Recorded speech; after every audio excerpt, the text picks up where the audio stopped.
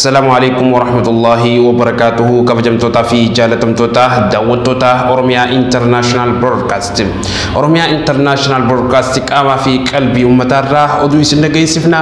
Oduu tana kan isin dhageessu an Bayaan Abduu Jaliilim. Manni murtii federaalaa sadarkaa jalqabaa gaazexeessaa Oromiyaa Miidiyaa Neetwork kan ta'e Mallasaa Dirribsaa fi akkasuma namoonni biroo wabiin haa bahan jeeti jira. Dabalata oduu tanaa akka ta'anitti isin biraan geenya.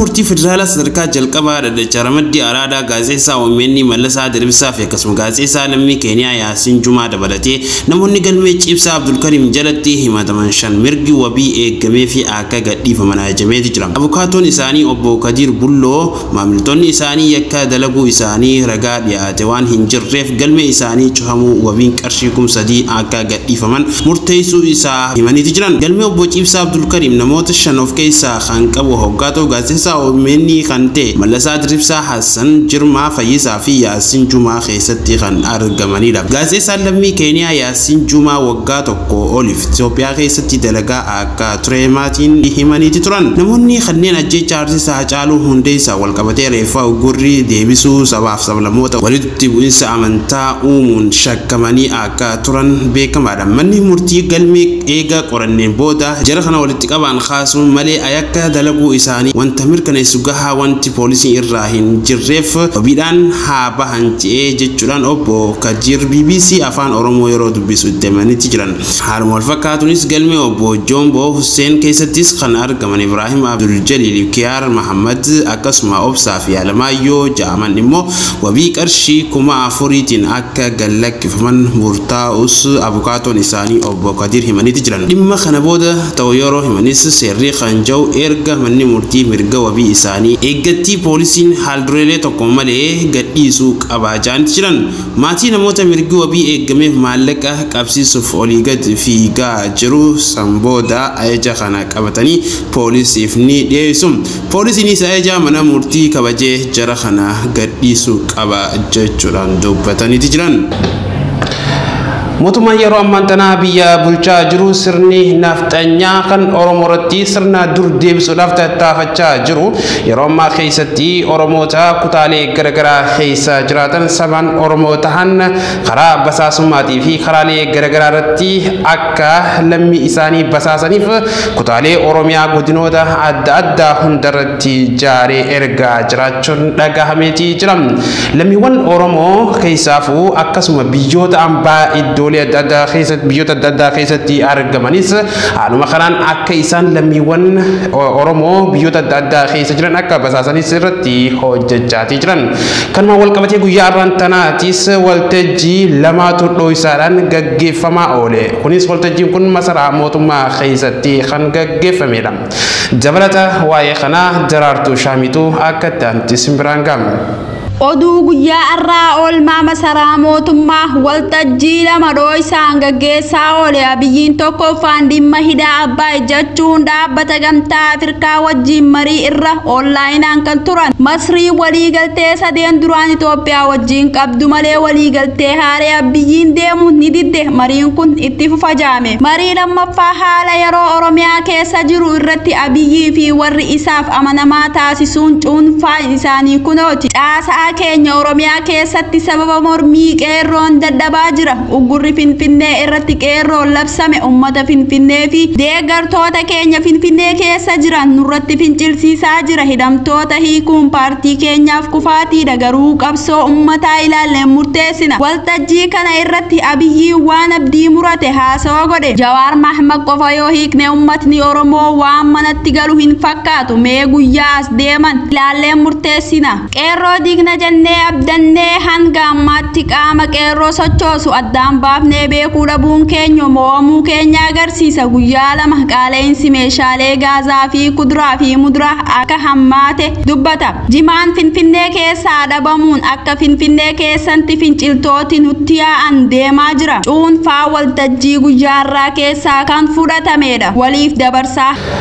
magaalaa Finfinnee keessatti fi akkasuma naannoo isiitis dabalatee gatiin jimaa akka malee dabalee jiraachuu jiraattonni magaalaa Finfinnee keessa jiraatan Oromiyaa International Broadcasting himaniitii jiran dabalata oduu kana ammallee Daraartuu Shaamituu akka ta'anitti simbiraan ga'ama.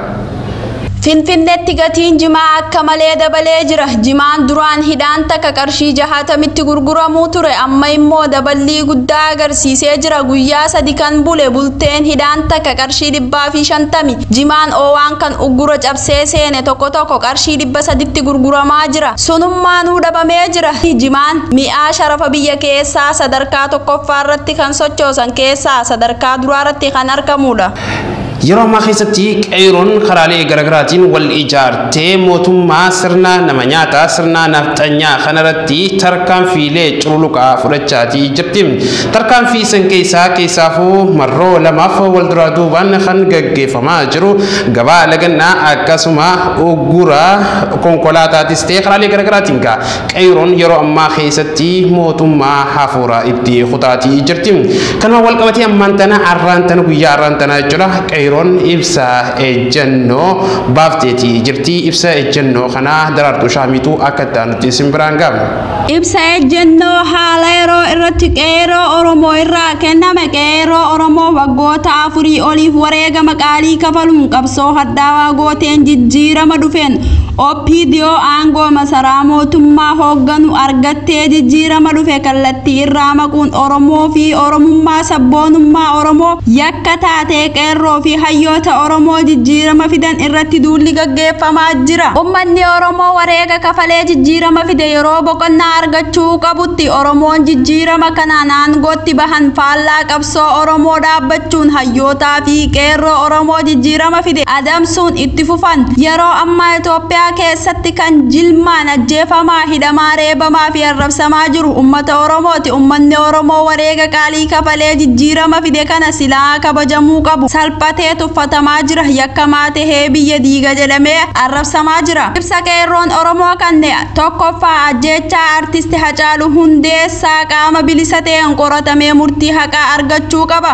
Hayyoonni Oromoo qaroo saba Oromoo tahan kan akka Jawaar Mahmad, Baqqalaa Garbaa, Shukutii Galataa, Hamzaa Booranaa, Jaala Abdii Raggaasaa fi hidhamtoota siyaasaa Oromoo haal duree tokko malee nuuf hiikamuu qaba. Hidhaa fi ajjeechaa reebicha gudeeddaa humna waraanaatiin Oromiyaa keessatti uummata Oromoo irratti raawwatamaa jiru hatattamaan uummata Oromoo irraa dhaabbatee waraanni uummata irratti bobbaafame uummata irraa akka ka'u gaafanna jaan. Gocha arrabsoo fi tuffii leellistoota sirna nafxanyaa miidiyaa mootummaatiin osoo hin hafin uummata Oromoo irratti gaggeessaa jiran qeerroon Oromoo cimsee balaaleffata. Miidiyaalee mootummaa uummata Oromoo irratti olola dharaa fi jibbaa oofan irratti hatattamaan akka dhaabbatan nu hubachiisan. Guutuu Oromiyaa keessatti qeerroon Oromoo sabboontoota adamsuudhaan jilmaan hidhatti guuranii dararuun reebuun ajjeesuun dhaabbatee ilmaan Oromoo hidhaa jiran hundi akka gallakkifaman ni gaafatan. Gocha diinummaa qaamonni tokkummaa Oromoo diiguu barbaadan uummata Oromoo amantaadhaan walitti buusuudhaan miidiyaalee garaagaraa fayyadamanii olola dharaa oofan qeerroon Oromoo cimsee balaaleffata. Uummanni Oromoo kan yeroo kamuu caalaa tokkummaa keenya ni jabeeffanna. Maqaa qeerroo Oromoo balleessuudhaaf gocha qaamonni farra uummata qabeenya sabaa fi sablammoota mancaasuudhaan lubbuu namaa irratti miidhaa geessisuun Oromoon itti yakkaa jira.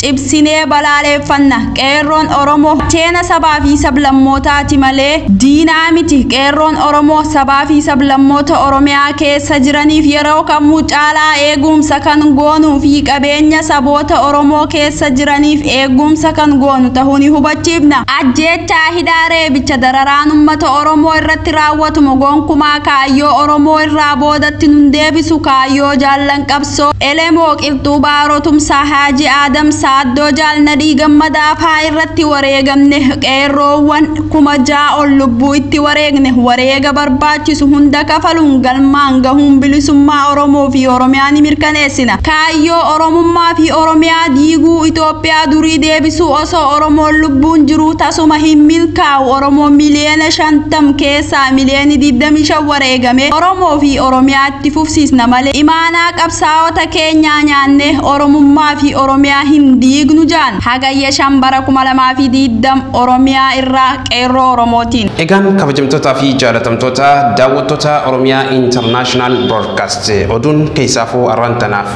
guutuulee Oromiyaa iddoolee takka takkaarraa haga takka walitti fufunaanne kan isin biraan geenye kana ture oduu biraatiin hamma walitti chaanutti kan oduu tana guutti isin biraan gahee ture an bayaan abduu jalili karaalee hundaanuu jechuu barbaadeeti yeroo biraa walitti chaanaa wassalamu alaikum wa rahmatullahi wa barakatuh.